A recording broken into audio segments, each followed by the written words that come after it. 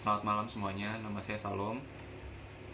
Saya malam hari ini akan membawakan 5 macam khotbah atau 5 materi khotbah, yaitu yang pertama ketaatan dan taat kepada firman-Nya.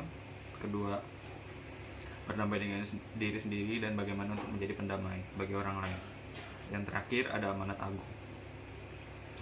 Kita langsung saja untuk yang pertama. Untuk ketaatan, kita ambil ayat dari Yakobus 1 ayat 22. Yakobus 1 ayat 22. Tapi hendaklah kamu menjadi pelaku firman dan bukan hanya pendengar saja. Sebab jika tidak demikian, kamu menipu diri sendiri. Untuk ketaatan ada sebuah cerita yang menurut saya cukup menarik. Suatu hari seorang jemaat memberitahu pendetanya bahwa ia akan pergi ke kota suci Yerusalem. Ia menyatakan keinginannya untuk mengunjungi Gunung Sinai. Begini katanya, Pak Pendeta, saya berencana mendaki sampai ke puncak gunung itu, dan setelah tiba di sana, saya akan membaca 10 perintah Allah dengan keras-keras. Pria itu yang mengira bahwa pendetanya akan sangat senang mendengar perkataannya. Tiba-tiba ia terkejut ketika mendengar tanggapan sang pendeta. Sang pendeta bilang, "Tahukah Anda, saya dapat memikirkan suatu ide yang lebih baik dari itu." Pria itu lalu menjawab, "Apa itu, Pak Pendeta?" Pak Pendeta menjawab gitu, "Daripada menempuh perjalanan beribu-ribu kilometer dan hanya untuk meneriaki 10 firman Tuhan di atas Gunung Sinai, mengapa Anda tidak tinggal di rumah dan menaati 10 perintah tersebut?" Dari cerita singkat tadi kita bisa banyak mengambil banyak pesan yang bisa kita ambil. Nah, yang pertama ya tentu Allah mau kita untuk membaca firman-Nya gitu. Tapi yang paling penting bukan membaca firman-Nya. Yang paling penting bagaimana kita menaati firman-firman-Nya dan bagaimana kita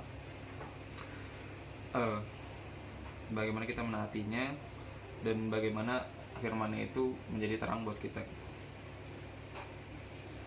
Dan satu lagi gitu, ada kisah di Kisah Para Rasul 9 ayat 6. Kisah Para Rasul 9 ayat 6.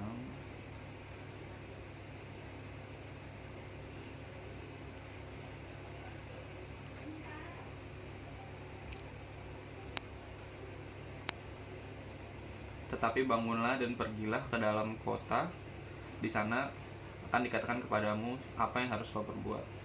Kisah Para Rasul 9 ayat 6 ini ceritanya tentang bagaimana Saulus disadarkan oleh Allah gitu. Dan ini awal mula ketaatan Saulus yang nantinya akan jadi Paulus, bermulai dari sini. Kita bisa lihat di ayat sebelumnya, di ayat 4 dan 6. Ia rebah ke tanah dan kedengaran olehnya suatu suara yang berkata, "Saulus, Saulus, mengapa engkau menganiaya aku?" Jawab Saulus, "Siapa engkau, Tuhan?" katanya. Akulah Yesus yang kau aniaya itu." Ya, ini untuk cerita awalnya. Sebelum dia pada akhirnya diperintahkan oleh Allah untuk pergi ke kota gitu dan untuk mengakui semua dosanya. Dan untuk menjadi taat sendiri banyak caranya gitu. Tapi cara yang menurut saya yang paling penting itu adalah paling baik itu adalah bagaimana kita memanfaatkan Roh Kudus dalam kita gitu. Karena banyak perkataan dari Pak Pendeta saya dulu pernah bilang gitu, Roh Allah itu memampukan kita untuk menaati firman Allah gitu. Jadi karena Roh Allah itu hidup dalam kita, ya bagaimana kalau kita tidak memanfaatkan? Kenapa kita tidak memanfaatkan Roh Allah untuk menaati firman Tuhan? Itu untuk ketaatan. Dan selanjutnya adalah bagaimana kita untuk menjadi pendamai dan berdamai dengan diri sendiri. Sebenarnya untuk menjadi pendamai, yang pertama kita harus lakukan adalah berdamai dengan diri sendiri gitu. Karena bagaimana kita untuk mendamaikan orang lain kalau diri kita sendiri aja kita belum berdamai dengan diri sendiri. Istilah damai juga sering digunakan saat berurusan oleh polisi tilang, untuk menghindari tilang, atau ketika kita sedang konflik dengan teman kita segala macam, kita sering menggunakan kata damai. Dari sini kita bisa lihat kalau kata damai sendiri sudah diperluas artinya atau maknanya, dan jelas ini berbeda dengan arti damai di Matius 5 ayat 9. Matius 5 ayat 9.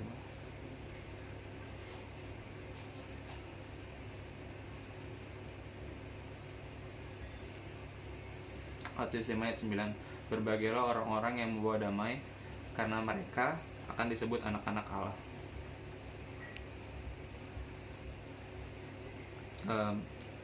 Dari sini kita bisa lihat kalau kasih untuk menjadi pembawa damai dan untuk berdamai dengan diri sendiri, kuncinya adalah satu. Kuncinya adalah kasih. Kasih adalah kekuatan atau daya dorong bagi pembawa damai, atau bagi orang yang ingin berdamai dengan diri sendiri. Dan Roh Kudus adalah sumber hikmat yang menuntun kita untuk menjadi pembawa damai dan berdamai dengan diri sendiri, seturut dengan firman Allah. Inilah yang harus hidup di dalam orang percaya. Jadi intinya untuk kita menjadi pendamai atau berdamai dengan diri sendiri, kita pertama perlu kasih, dan kita perlu tuntunan Roh Kudus gitu. Untuk berdamai dengan diri sendiri tentu kita butuh untuk yang artinya kita perlu mengasihi diri sendiri. Terus kasih juga membuat kita menjadi pembawa damai yang tulus dan rendah hati, yang bukan sekedar berkata-kata atau slogan ngomong kosong belaka. Tuntunan Roh Kudus memampukan kita untuk menjadi pembawa damai kepada sesama manusia melalui pikiran, hati, keputusan, ucapan, dan tindakan yang kita berikan di hadapan Allah. Sehingga melalui tuntunan Roh Kudus, orang percaya dimampukan untuk tetap menjadi pembawa damai bagi sesamanya tanpa mengorbankan prinsip-prinsip hidup yang Allah telah tanamkan dalam diri orang percaya. Kita yang telah menerima perdamaian dengan Allah melalui Kristus memiliki kesempatan untuk berperan sebagai pembawa damai di antara sesama. Yang artinya ketika kita sudah menjadi pembawa damai, yang artinya kita juga telah berdamai dengan Kristus. Dan Pak Pendeta saya dulu pernah bilang kalau untuk berdamai dengan diri sendiri itu, kalau hanya dengan usaha kita, sebenarnya adalah hal yang sedikit mustahil gitu. Kita perlu bantuan Roh Kudus dan bantuan Kristus gitu. Dengan kita berdoa gitu kepada Dia, adalah bagaimana kita yang didamaikan oleh Kristus gitu. Ibaratnya untuk terjadi damai itu nggak bisa cuma dengan dua pihak gitu, tapi perlu pihak ketiga untuk mendamaikan gitu. Nah, Roh Kudus atau Tuhan hadir sebagai pihak ketiga untuk mendamaikan kita dengan diri sendiri.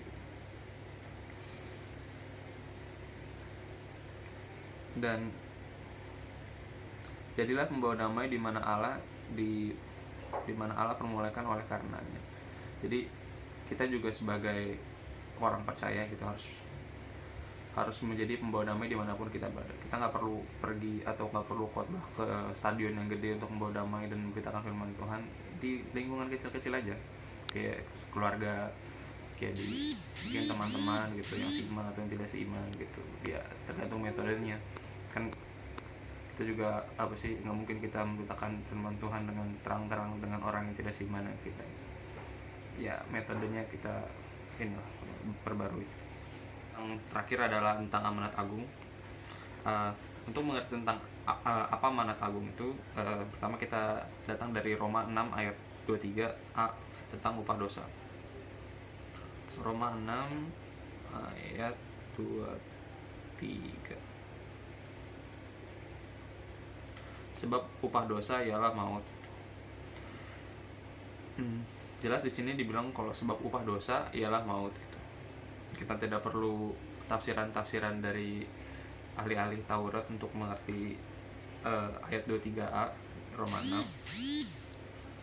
Dan tetapi di Yohanes 3 ayat 16 dikatakan bahwa Yohanes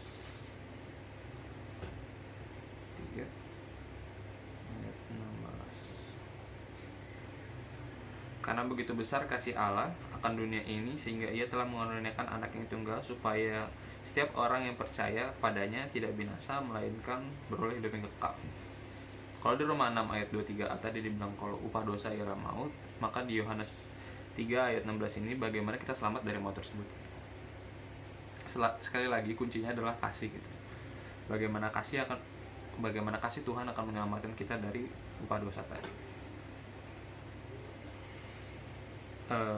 Selanjutnya di sini kita bisa ambil kuncinya gitu dari Yohanes 3 ayat 16 tentang kasih tadi. Kuncinya adalah bagaimana kita percaya gitu. Kuncinya adalah kata percaya. Nah, ini kita bisa ambil dari Roma 10 ayat 9. Roma 10 ayat 9. Sebab jika kamu mengaku dengan mulutmu bahwa Yesus adalah Tuhan dan percaya dengan hatimu bahwa Allah telah membangkitkan dia di antara orang mati, maka kamu akan diselamatkan. Di sini kita bisa lihat bahwa kasih Tuhan dan bagaimana kita percaya kepadanya yang akan menyelamatkan kita dari upah dosa tadi. Nah, di Roma 10 juga ayat yang ke-14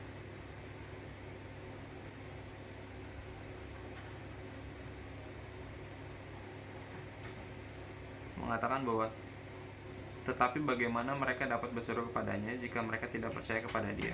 Bagaimana mereka dapat percaya kepada dia jika mereka tidak mendengar tentang dia? Bagaimana mereka mendengar tentang dia jika tidak ada yang memberitakannya? Nah, disinilah kita bisa mengetahui apa amanat agung untuk kita atau apa amanat agung yang Tuhan kasih untuk kita. Untuk lebih jelasnya itu ada di Matius 28 ayat 18 sampai 20.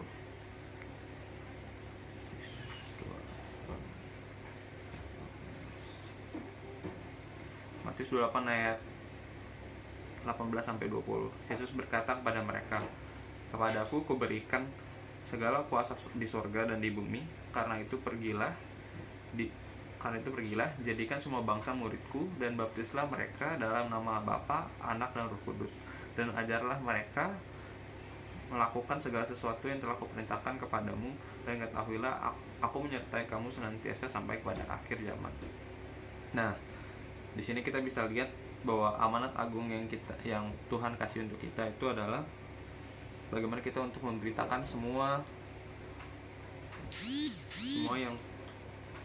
bagaimana untuk memberitakan semua perintah Allah, semua firman Allah, dan menjadikan semua bangsa muridnya. Sekian dari saya, terima kasih.